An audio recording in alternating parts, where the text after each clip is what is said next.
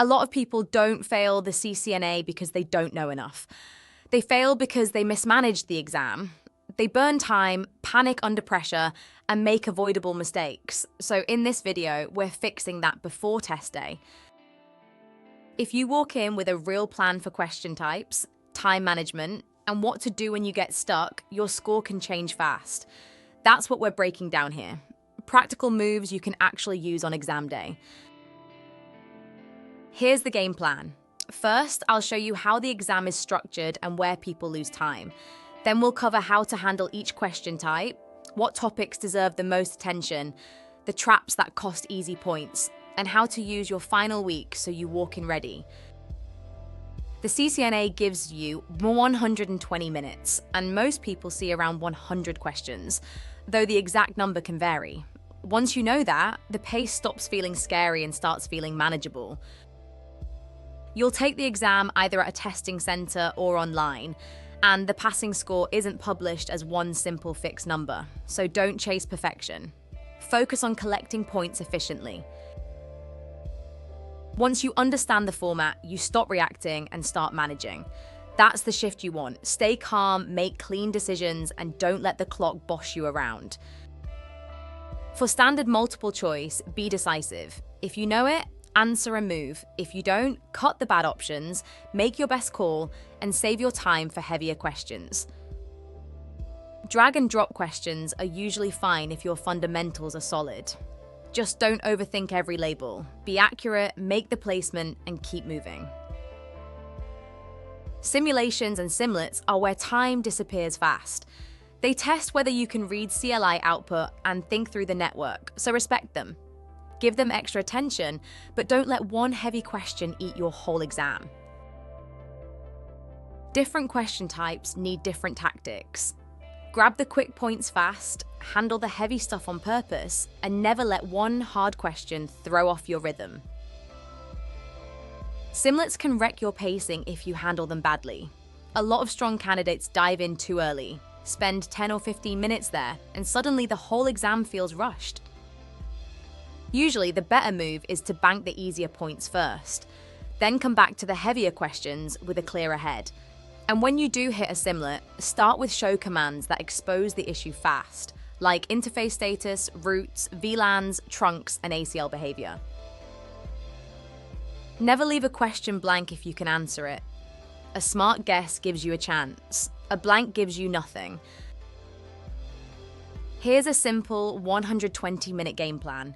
Early on, move fast and collect the straightforward points. In the middle, slow down for the heavier questions. At the end, use your remaining time to review without spiraling. In the middle phase, give your full focus to simulations and simlets. This is where method wins. Read carefully, stay calm, confirm what the question is actually asking, and don't waste time firing random commands at the screen. Use the final phase for review, but keep it controlled. Don't start changing answers just because you're nervous. If you're going to switch something, make sure you have a real reason, not just a bad feeling. Not every topic deserves the same amount of study time. IP connectivity is 25% of the exam, so routing, OSPF behavior, and path selection need to be solid. Big domain, big priority. Network access is 20%, so VLANs, trunking, Ether channel, and switching behavior still matter a lot. Then there's automation and programmability at 10%. Smaller slice, but often easier points if you understand the core ideas clearly. So if your exam is close, prioritize with momentum. Hit the biggest domains hard, then clean up the smaller weak spots that can still hand you fast points. One of the easiest ways to lose points is reading too fast and solving the wrong problem. You know the feature, but you put it on the wrong interface, the wrong VLAN, or the wrong direction. That's how good knowledge turns into lost marks. Small config mistakes can cost big points. Things like wildcard masks in ACLs, native VLAN mismatches, duplex issues, or passive interfaces look tiny, but they can break the whole answer. Don't just memorize commands.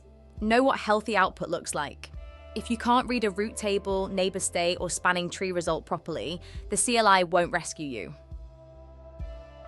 Watch the conceptual traps too. People mix up TCP and UDP, blend together different routing ideas, or forget when a switch is just switching and when routing actually kicks in. Most exam traps come back to one habit. Read carefully, slow down just enough, and verify what the question is really asking before you answer. Some protocol facts need to be instant. DNS is 53, DHCP is 67 and 68. HTTP is 80. HTTPS is 443. SSH is 22. Telnet is 23. TFTP is 69. You want those to come to mind immediately.